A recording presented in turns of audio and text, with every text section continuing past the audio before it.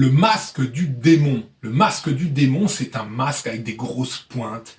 Et à l'époque des sorcières, eh bien, on leur clouait ce masque sur le visage avant de les brûler.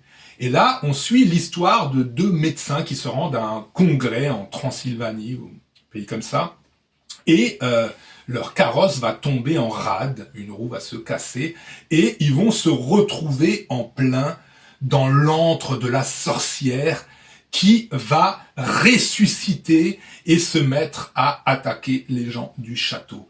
Alors Charles, là on est en plein film d'épouvante. On est en plein film d'épouvante, épouvante gothique, comme on dit. Oui, tout à fait, ouais.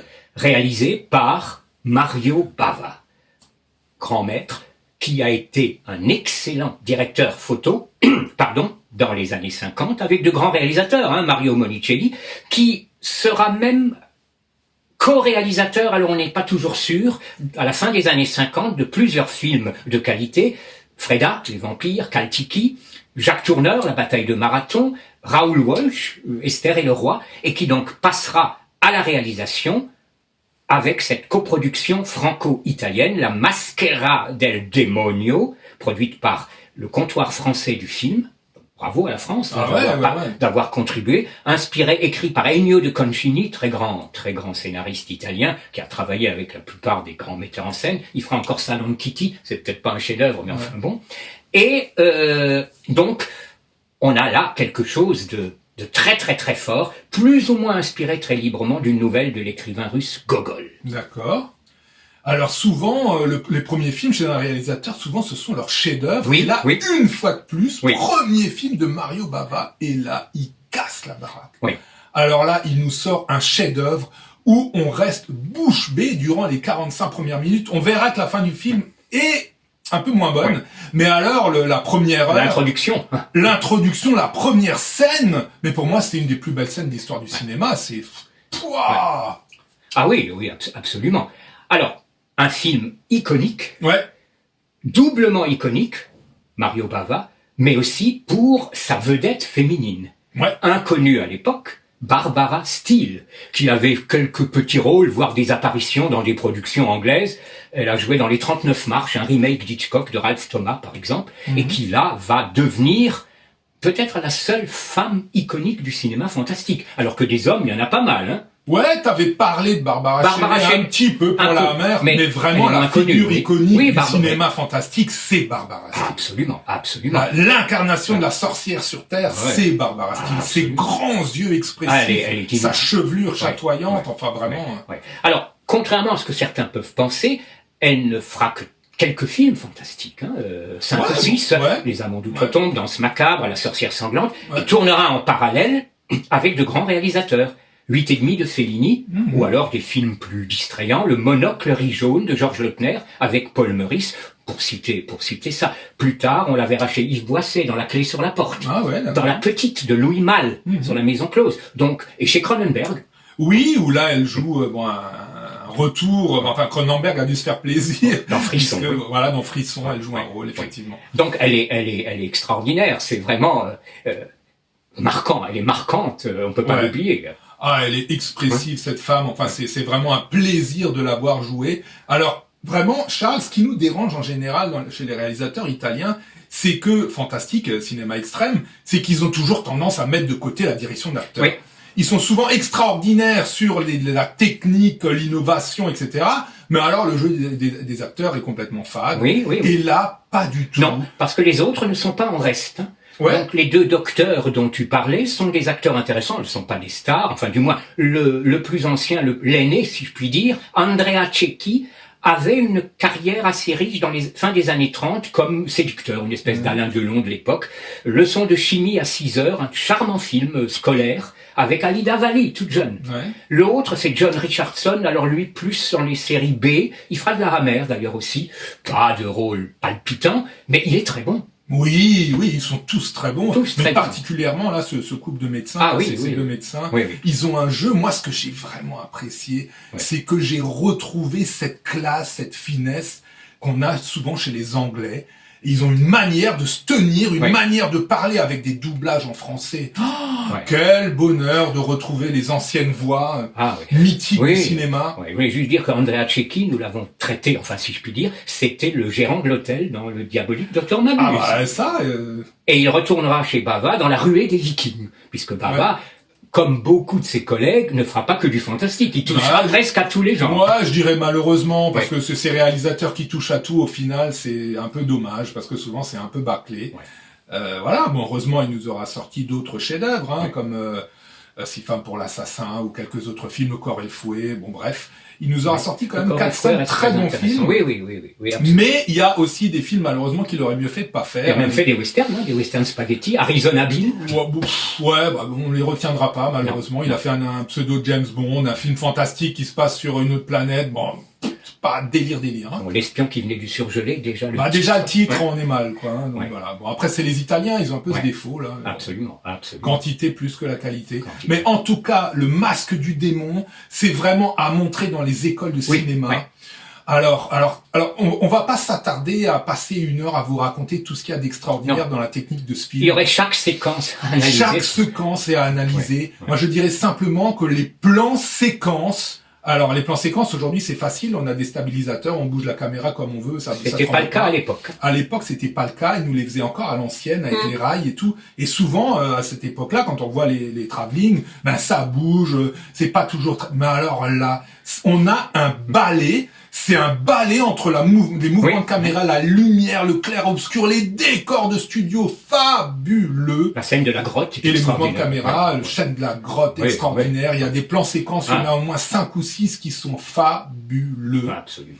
Et donc, Charles, on va parler un petit peu de la musique. Oui, alors il y a aussi. une particularité, pour pas dire une singularité, c'est-à-dire qu'il y a en fait deux compositeurs. Donc le compositeur, j'allais dire officiel entre guillemets, c'est Roberto Nicolisi, compositeur italien qui a fait la bataille de Marathon, qui a souvent fait des péplums, qui est un compositeur intéressant. Pas beaucoup de disques malheureusement, mais qui est intéressant. C'est la musique que vous allez entendre si vous regardez le film en italien ou en français. Si vous regardez le film en anglais, donc pour les pays anglo-saxons, c'est un Américain, Les Baxter, pas Lex Baxter, Baxter, hein, l'acteur de Ouais. Winnetou. Et ça, c'est des problèmes de production. Ça arrive quelquefois, c'est assez rare. Hein. Je citerai l'exemple du dernier Steve McQueen, Le Chasseur. Alors, j'ai pas compris pourquoi. Musique de Michel Legrand en France et de Charles Bernstein aux États-Unis, ou l'inverse. Ouais, bon, Sans intérêt. je sais pas pourquoi. On ne sait pas pourquoi, c'est encore des histoires de gros sous, de production, de contrats, peu importe. Qu'est-ce que tu penses donc de la musique des deux versions?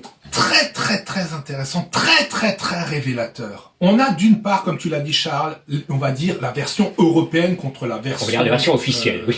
Ouais, contre la version américaine. Oui. Et tout ce que je vous ai dit sur cette finesse dans le jeu des acteurs qui me rappelle le cinéma anglais, eh bien, là encore une fois, la version française, le doublage Excellent. en français rend hommage à cette finesse, à cette classe. Et la musique aussi, c'est une musique très très douce à un moment, et on laisse carrément vivre l'ambiance avec les bruits du vent, etc. Et quand on se retrouve dans la version américaine, et quand on les entend parler avec l'accent américain, ouais, l'accent chien, hein, et qu'on entend la musique qui n'est pas du tout dans la finesse, et on arrive avec les gros sabots des Américains, ça casse tout. Et pour moi, c'est très très révélateur. Vraiment, les Américains n'ont rien compris au film. Et c'était pas du tout la peine de nous les doubler en américain. Ouais. Ça aurait été doublé avec des accents anglais très très classe, et avec une musique, ils auraient gardé la musique européenne, c'était parfait. Moi, je valide pas du tout la version anglaise, Oui, la version américaine. Oui, dire que ce compositeur, Les Baxter, a écrit les musiques de certains Corman. D'accord, D'après Garpo. Pas le Masque de la Mort Rouge, mais d'autres. d'accord. Ouais, donc finalement, moi je me retrouve avec un DVD en français et un Blu-ray en américain. Et ben, je préfère regarder le DVD, même si l'image est une claque absolue, parce que il y a la version française. Il n'y a pas de Blu-ray français pour le moment. Ouais, malheureusement. Ouais, ça manque. Alors quand je pense que ce DVD français, je l'ai acheté chez Cdiscount à 1 euro. Oui, moi aussi, oui. C'est et que maintenant je le regarde plus que le Blu-ray, c'est quand même... C'est la collection Films sans frontières. Ouais, voilà, FSF, oui. Ouais, c'est une copie tout à fait correcte. Oui, alors que souvent les copies étaient pas bonnes de cette maison, mais là elle est bonne. Non, et même le Blu-ray, alors Correct. il est correct, mais dès que c'est des scènes sombres, on voit tout de suite les défauts, donc finalement ça n'apporte pas un plus extraordinaire. Ouais. À citer quand même dans le Blu-ray que la version italienne, alors la langue italienne ne s'accorde pas très bien avec les films fantastiques, hein, parce que avec les comédies oui, mais quand on entend une sorcière qui parle en italien, il y a un problème quoi. Mais là, il faut dire que la version italienne est quand même tout à fait. très très bien. C'est d'ailleurs celle que je privilégie sur le Blu-ray. Ouais. Effectivement. Ouais. Oui, parce que la version anglaise, ou américaine, effectivement. Oui. Donc un très grand film. Ouais. Un très grand film. Donc le bémol, c'est la dernière partie. La dernière partie, malheureusement, là, le vampire sort de sa tombe, et il se met à se battre. Oui, là, on se retrouve dans un film de série B, où on perd carrément le réalisme, ça devient caricatural, il y a une espèce de suspense où tout le monde se bat avec tout le monde, enfin, on a l'impression de se voir, dans un film de série B, et c'est complètement dommage, parce que tout le réalisme, la première séquence, on a une séquence avec cette voix off en français très très prenante, où là on se retrouve dans l'ambiance de la sorcellerie telle qu'elle a existé vraiment, et malheureusement ce réalisme disparaît dans la dernière partie du film. Absolument, oui. Donc Bava fera encore, c'est son meilleur film, c'est son premier, c'est son meilleur film, il n'y a pas de doute, mais il fera encore des œuvres plus qu'estimables. On a cité Le Corps et le Fouet, 6 femmes pour l'assassin. J'aimerais citer, pour terminer, un sketch, puisqu'il a fait un film en 3 parties qui s'appelle I Tre Volti della Paura, les 3 visages de la peur, et le 3e sketch, du moins en France, parce que quelquefois c'est varié, qui s'appelle la goccia d'acqua, la goutte d'eau. Alors là, c'est extraordinaire. Hein. Une infirmière qui vient, mot à mot, nettoyer une morte et qui va lui voler une bague. C'est étonnant. Ouais, c'est étonnant. Et puis Charles, terminons par dire aussi que Mario Bava, c'est un double inventeur, un double innovateur. Oui, parce qu'il a inventé le giallo. Il a inventé le giallo, carrément. Oui. Et le slasher. Le slasher. Alors tous les films que vous voyez maintenant, Scream, à l'époque les Vendredi 13, les Halloween, tous ces films où on voit des meurtres à l'appel, c'est ce qu'on appelle d'ailleurs les pornos de l'horreur, puisque comme dans un porno, on a un espèce de prétexte de scénario, et puis tout d'un coup... Mais la baie sanglante, c'est vraiment ça. Les scènes porno n'existent pas, elles sont remplacées par des meurtres. C'est l'invention du slasher. Et 6 femmes pour l'assassin, c'est l'invention du giallo. Donc Bava, c'est plus qu'une légende. C'est plus qu'une légende. Et le chef-d'œuvre de Bava, c'est le masque du démon. Donc précipitez-vous, et malgré la fin qui est légèrement moins bien, le début, vous allez prendre une claque magistrale. Oui, je dirais encore, on dit tel père, tel fils.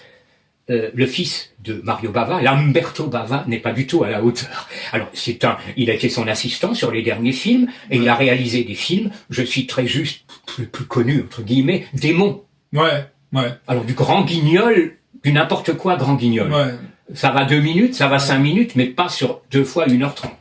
Et puis citons aussi, pour terminer, une collaboration entre nos 2 réalisateurs chéris, Argento et Bava se sont retrouvés pour créer des effets spéciaux et une lumière aussi extraordinaire dans un film qui s'appelle Inferno. Un film de Dario Argento. Alors le film, il a des gros défauts. Mais alors, la lumière, les décors et les effets spéciaux, oh là là là là là, c'est vraiment, c'est la réunion de 2 génies. Bava, Argento, Fulci, il y a quand même des grands noms là. Des grands noms. Donc, le masque du démon. Je vous conseille pas de porter ce masque, même anti-Covid, mais de voir le film. Portez-vous bien.